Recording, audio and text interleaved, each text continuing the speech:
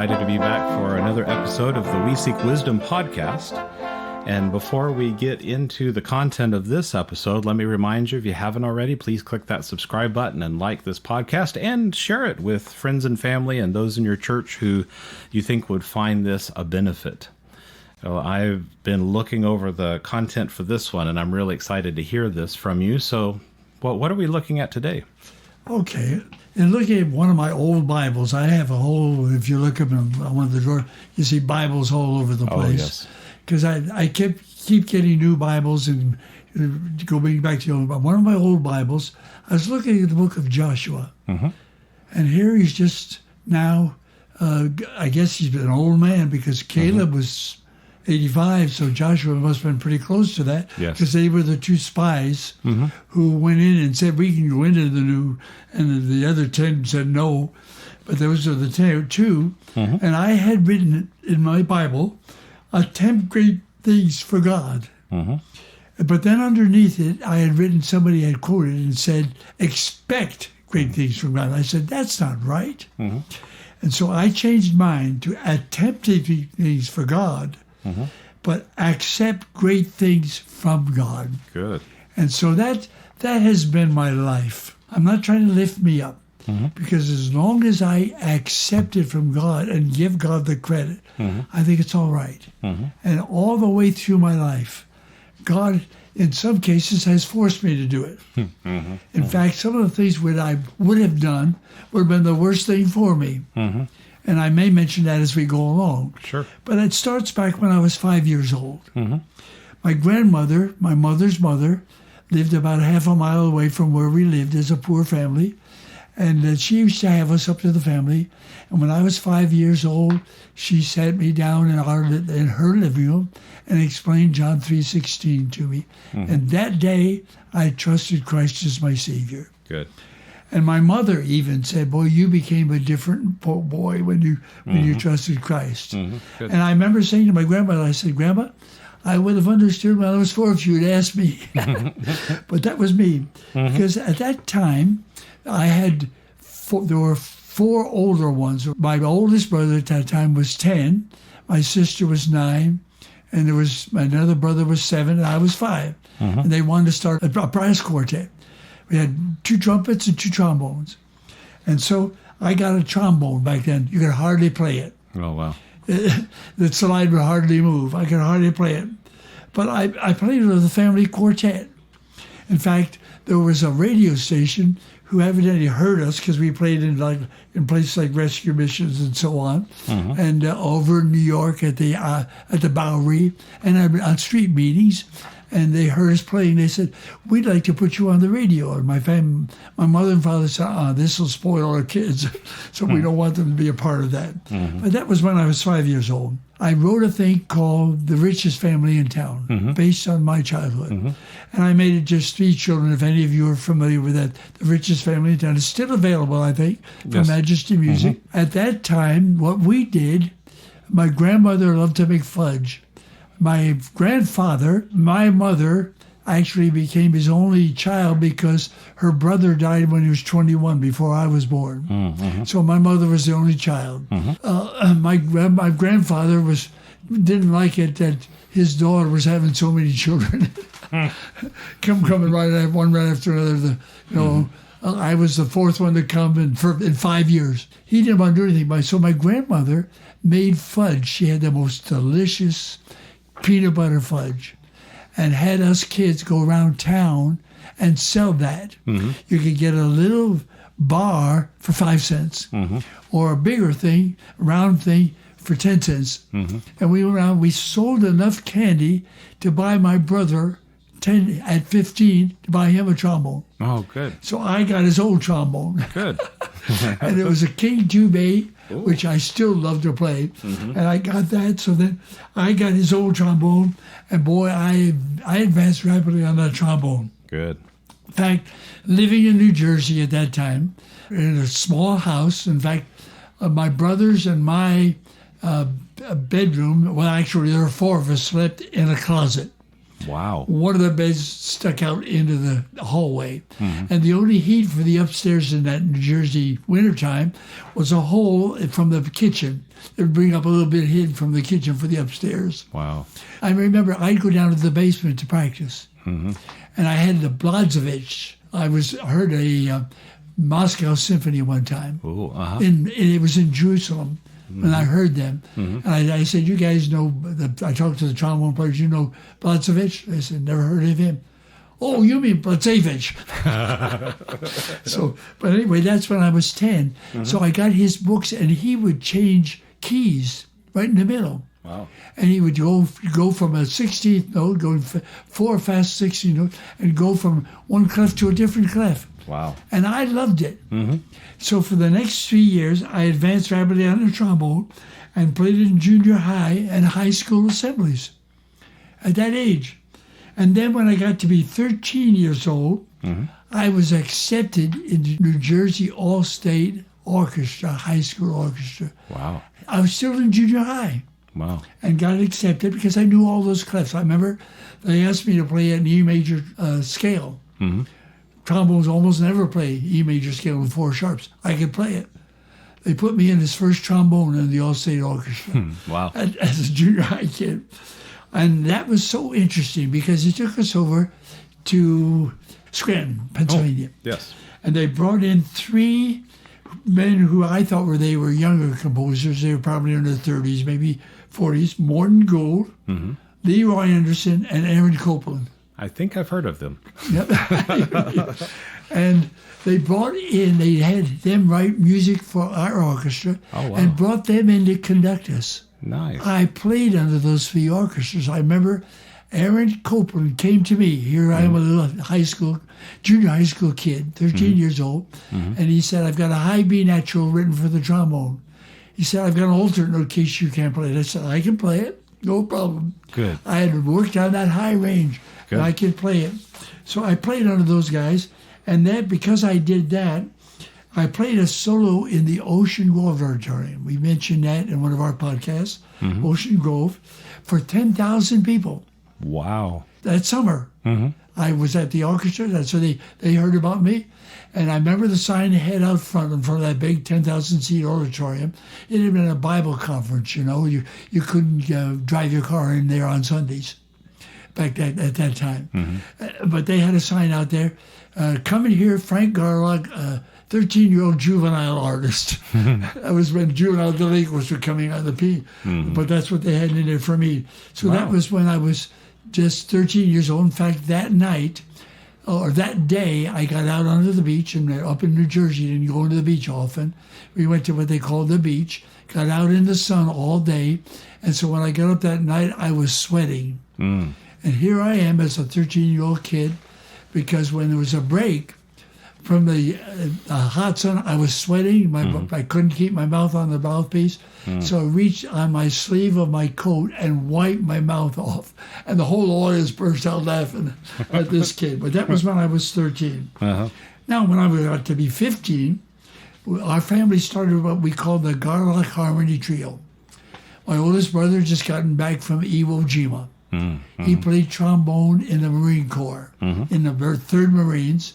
And their job, by the way, was to pick up the dead bodies at Iwo Jima. Oh, wow. After they'd sat out there for several days. My oldest brother never recovered for that. Yeah. But he was 21 at about that time. So then my next brother and I, if he was 21, my brother would be 17, I would be 16. We started a trio. My mother played the piano for us. And we played all over New England. Wow. Went up into Massachusetts, down to Delaware, over in Pennsylvania. And we played at Jack Wurtson's Saturday night rallies. He started that camp up there. By the way, I spoke up there later on. But that was when I was just 16 years old. And I remember what is so interesting. Even now, I listen to songs that are written by a man who wrote beautiful things at that time. Dum, da, dum, da, da, da, da. I can't think of the name of the song right now. I should know it. But anyway, he was playing the organ. Oh. And he wrote, "My hope is in the Lord." He wrote, "Now I belong to Jesus." And I made the arrangements for us as a 16-year-old. I wonder, we were doing his songs. Norman Clayton was his Clayton, name. I was thinking it might Norman be Clayton.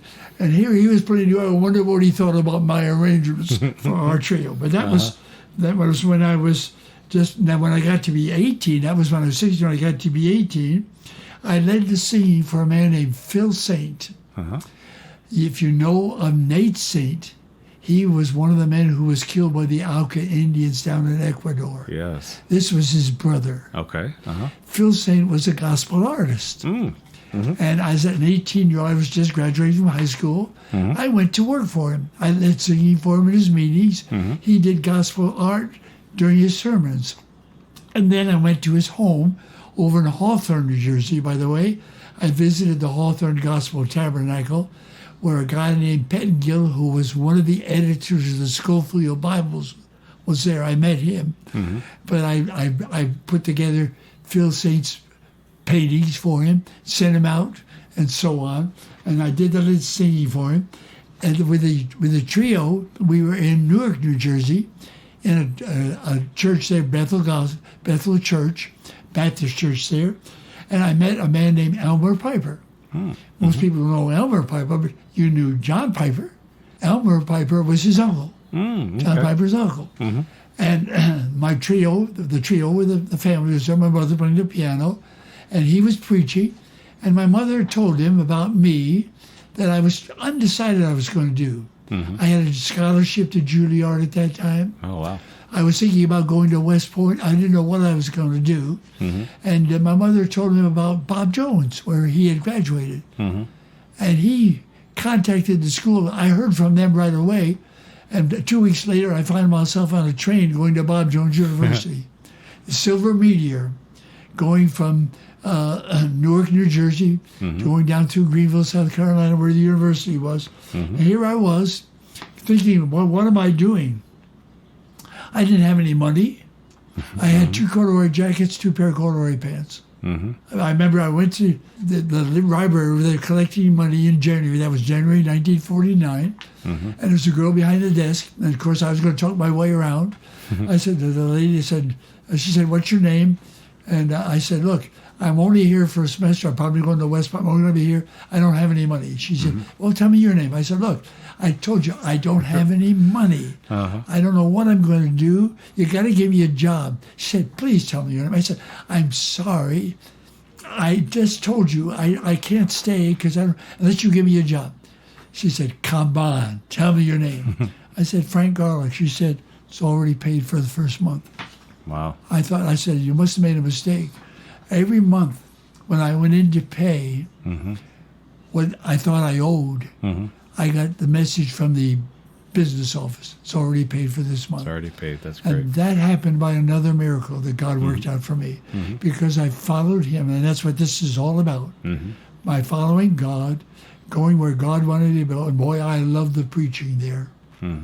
And God spoke to my heart. My grandmother, who led me to the Lord, I talked about her before, she had to go to Florida in 1939 with her husband, my grandfather, who he had cancer. They thought it was heart trouble, sent him to Florida. While she was there, she met a very wealthy woman. Her husband, the man she married, she became this man's nurse. I have a book about him called "The Genius Who Never Walked a Step." He produced packing that was used by the ships in the First World War to keep them from blowing up. Became a very wealthy man. My grandmother either led her to the Lord or taught her the Bible. As a favor to my grandmother, that woman with the money that man in the 1800s, early 1900s, paid my way through Bob Jones University 1 month at a time. Wow. What God did. Yes. Okay, so then 18 to 21 years old, I was studying at Bob Jones, loving it, taking Greek, took a little bit of Hebrew, didn't learn much, double majored, music and Bible. I've always been interested in music and Bible. You and I are. Good. And then I ended up traveling with some BJU ensembles, and then I met Fleur Jean. That was interesting how that happened too. Because when I first went there, I came in January, she came in that fall. She was going to go to Wheaton College and her family decided her to Bob Jones. And she took a voice class, and I was going to take some voice because I heard the singers, and I said, I want to learn some voice too. I'm going to be a musician. I don't want to just play trombone. I want to get some voice training. Yes. So I went to a class. She was singing. They were teaching her. And she made her own dresses. And she looked beautiful. I didn't know she played the piano at that time. But I said, that girl will never be interested in me. It would be no clothes, no money. But evidently, while we were there, as we both got in 1951, we got in the same choir somehow. We knew the director. We were there for a rehearsal one day and going up to a service up in the auditorium. And as we walked up the stairs, I said, can I sit with you this afternoon? She said, yeah, let's do it. I said, oh, maybe there's something going on here. And we knew our first date, April 3rd, 1951, we were meant for each other. The thing that let me mention this. When my mother was pregnant with me at 5 months, the doctors told her they were going to lose me, not knowing whether I was a boy or girl. My parents decided then that they were going to give me to the Lord whatever I was, they were going to give me to serve God. I told Flora Jean that. She said, that happened to my mother with me. She's only 2.5 months younger than me, but that happened with me. Wow. I said, oh, there's something here. So 3 weeks to the later, I won't go into all the details, but we were in the same choir making a recording. And after recording, we were standing on the risers. And I said, what are you going to do next semester? She said, well, I don't know whether my parents can afford to have me come back or what I'm going to do. I haven't decided. I said, well, suppose we get married. She said, okay. That's all. Okay. Wow. So we got married 9 months to the day later, and that's another story. But that's how God worked. That's how God has worked everything out for me. We got married in 1952, January 3rd. I was 22 years old when I married Flora Jean. That summer, they wanted us to travel with us home. That's how we got married so quick, because we couldn't be engaged and not just be all students together.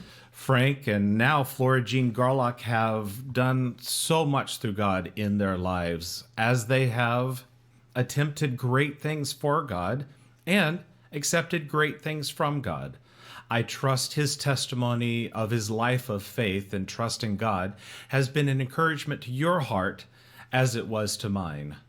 Tune in next time to hear how God continues to work through the Garlocks as they live their life of faith.